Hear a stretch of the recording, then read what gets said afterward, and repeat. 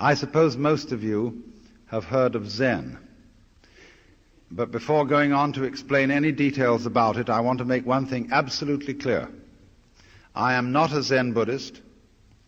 I am not advocating Zen Buddhism. I'm not trying to convert anyone to it. I have nothing to sell. I'm an entertainer. That is to say, in the same sense that when you go to a concert and you listen to someone play Mozart, he has nothing to sell except the sound of the music. He doesn't want to convert you to anything. He doesn't want you to join an organization in favor of Mozart's music as opposed to, say, Beethoven's. And I approach you in the same spirit as a musician with his piano or a violinist with his violin. I just want you to enjoy a point of view which I enjoy.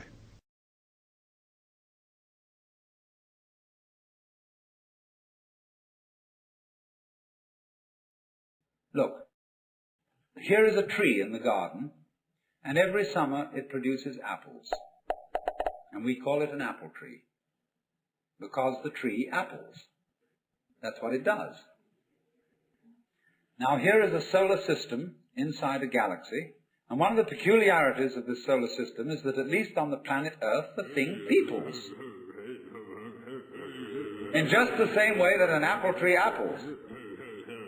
Now, maybe 2 million years ago, somebody came from another galaxy in a flying saucer and had a look at the solar system, and they looked it over and shrugged their shoulders and said, just a bunch of rocks.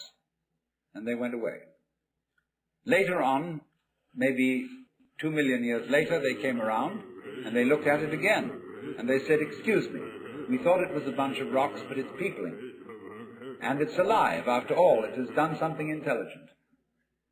Because, you see, we grow out of this world in exactly the same way that the apples grow on the apple tree. If evolution means anything, it means that. But you see, we curiously twist it. We say, well, first of all, in the beginning, there was nothing but gas and rock. And then intelligence happened to arise in it, like a sort of fungus or slime on the top of the whole thing. But we're thinking in a way, you see, that disconnects the intelligence from the rocks. Where there are rocks, watch out. Watch out, because the rocks are going eventually to come alive.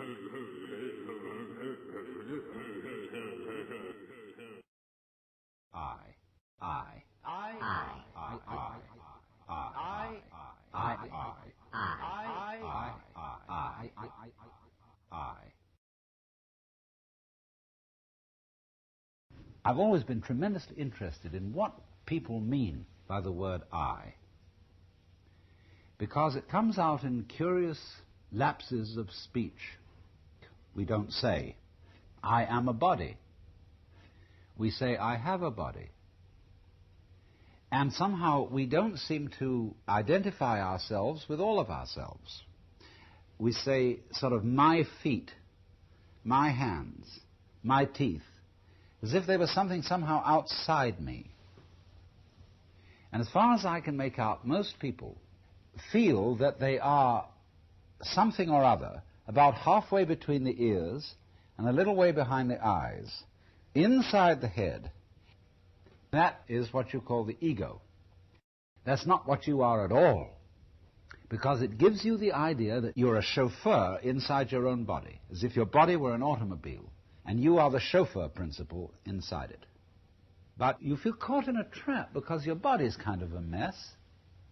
It gets sick, tired, hurts, and eventually wears out and dies. And you feel caught in the thing because you feel different from it. And you feel the world outside your body is an awful trap. It's full of stupid people who are sometimes nice to you, but mostly aren't, because they're all out for themselves like you are. And the rest of it, aside from people, is absolutely dumb. Animals, plants, mere vegetables, rocks, and finally behind the whole thing, blazing centers of radioactivity called stars. And out there, where there's no air, there's no place for a person to live. And so We have come to feel ourselves as confronted with a world that doesn't give a damn about us.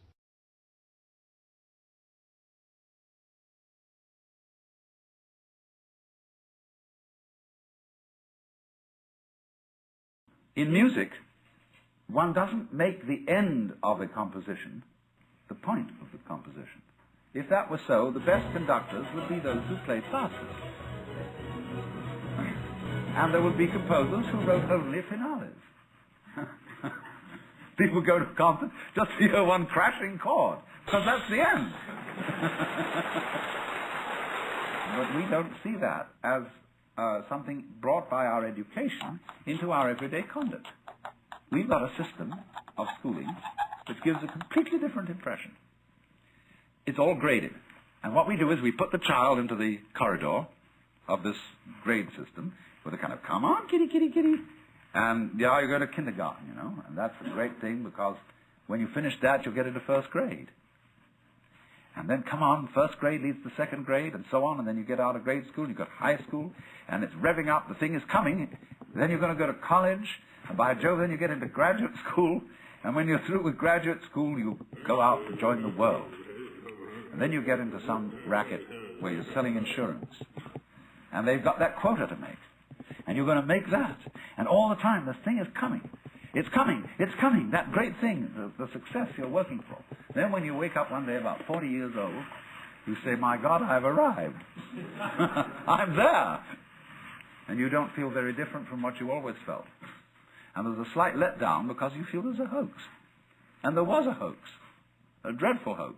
They made you miss everything. We thought of life by analogy with a journey, with a pilgrimage, which had a serious purpose at the end, and the thing was to get to that end, success or whatever it is, or maybe heaven after you're dead. But we missed the point the whole way along. It was a musical thing, and you were supposed to sing or to dance while the music was being played.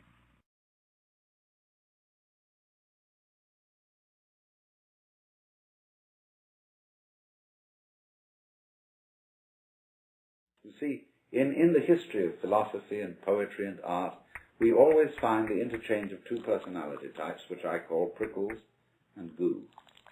The prickly people are advocates of intellectual porcupinism. They want a rigor. They want precise statistics. And they have a certain clipped attitude in their voices. And you know this very well in academic circles, where there are people who are always edgy like that. And they accuse other people of being disgustingly vague and miasmic and mystical. But the vague, miasmic and mystical people accuse the prickly people of being mere skeletons with no flesh on their bones. And they say to you, you just rattle. You're not really a human being. You know the words, but you don't know the music. And so therefore, if you belong to the prickly type, you hope that the ultimate constituent of matter is particles. If you belong to the gooey type, you hope it's waves. If you are prickly, you're a classicist. And if you're gooey, you're a romanticist. And going back into medieval philosophy, if you're prickly, you're a nominalist. If you're gooey, you're a realist. But we know very well that this natural universe is neither prickles nor goo exclusively. It's gooey prickles and prickly goo. And you see, it all depends on your level of magnification. If you've got your magnification on something so that the focus is clear, you've got a prickly point of view. You've got structure, shape, clearly outlined, sharply defined. A little out of focus is going to go bleh, and you've got goo. But we're always playing with the two.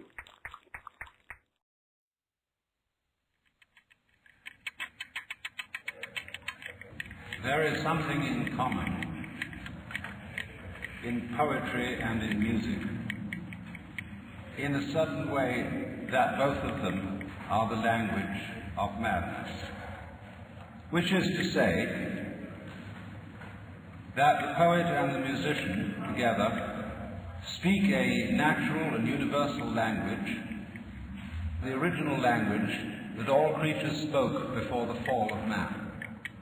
For in the Garden of Eden, before Adam and Eve had eaten of the fruit of the tree of knowledge, they understood the language of all the animals, and spoke such a language themselves which was the divine language from the beginning. This language is, of course, the language of the birds.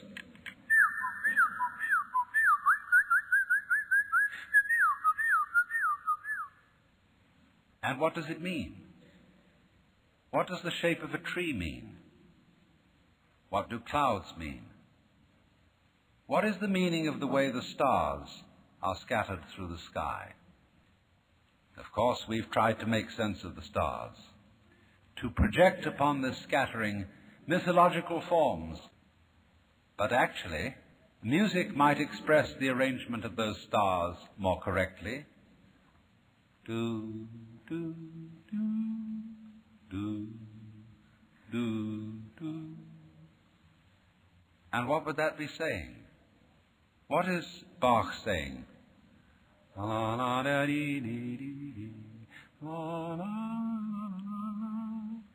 What's the meaning of that? And when a tree grows, you know, it goes kind of...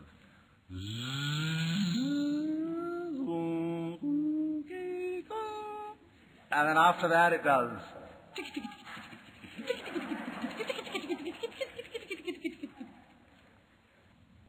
Both poetry and music lead us to the understanding of what this world is all about, which is a dance, a rhythm.